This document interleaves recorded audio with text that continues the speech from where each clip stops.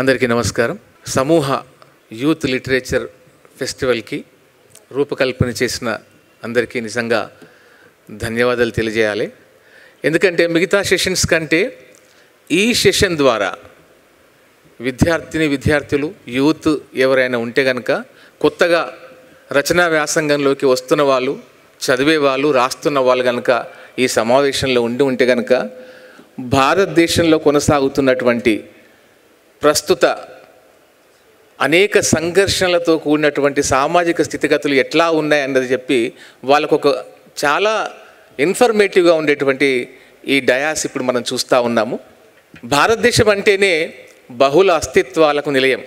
భాషలు కానివ్వండి, సంస్కృతులు కానివ్వండి, వివిధ కులాలు మతాలుగా ఇట్లా బహుళ అస్తిత్వాలతో కూడుకున్నటువంటి భారతదేశంలో ప్రస్తుత పరిస్థితుల్లో బీసీలకు 42% రిజర్వేషన్లు దక్కాలని ఒక చర్చ జరుగుతున్నప్పుడు వివిధ రాజకీయ పార్టీలు ఓటు బ్యాంకు రాజకీయంలో బీసీల వెనుక ఉండి వాళ్ళు రాజకీయాలు చేస్తున్న క్రమంలో కూడాను ఇప్పుడు మళ్ళీ బీసీ వాదం అనేది ప్రజల లోపల, బీసీ వర్గాల లోపల బలంగా ఉత్పన్నమవుతూ వస్తూ ఉంది.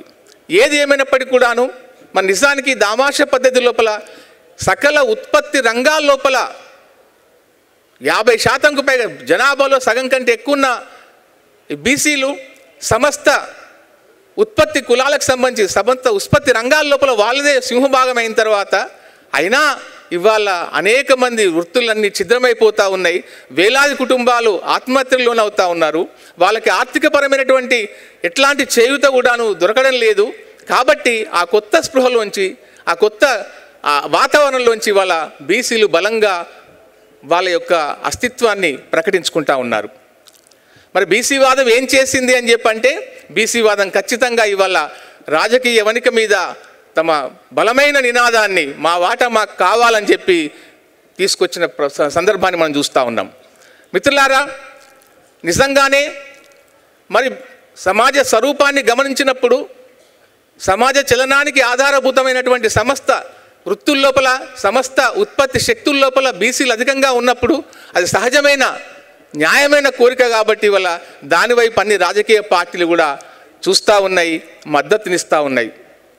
ఏది ఏమైనప్పటికీ కూడాను మరి బీసీ వాదంలో ముందుకొచ్చిన తర్వాత సాహిత్యపరంగా ఎట్లాంటి కృషి జరిగిందన్నప్పుడు ఫెమినిజం కానివ్వండి, దళితవాదం కానివ్వండి, ముస్లిం వాదం కానీ వాళ్ళ అస్తిత్వ స్పృహలోంచి వచ్చిన సాహిత్యం గొప్పగా ఉంది. బీసీ వాద సాహిత్యం కూడా తక్కువేమీ లేదు మిత్రులారా.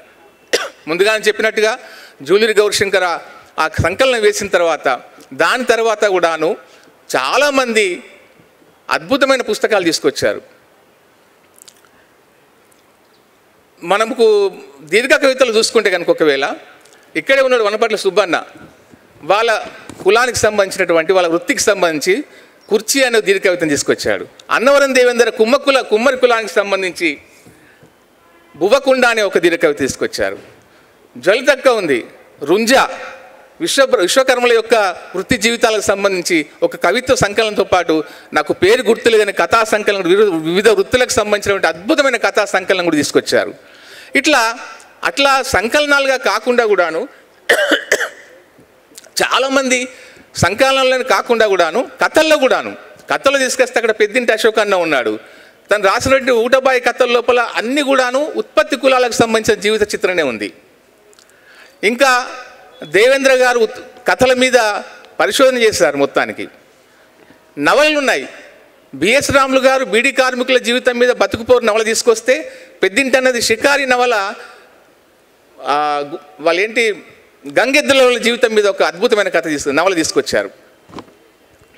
వంకతాడు అని హరీష్ గౌడ్ ఒక ప్రత్యేక సంకలనం వచ్చింది. ఇట్లా కథ, కవిత్వము, నవల అన్ని ప్రక్రియలో కూడాను బీసీ వాదానికి సంబంధించిన బలమైన వ్యక్తీకరణతో, బలమైన ఆకాంక్షతోటి సాహిత్యం చాలా ఎక్కువగా వచ్చింది.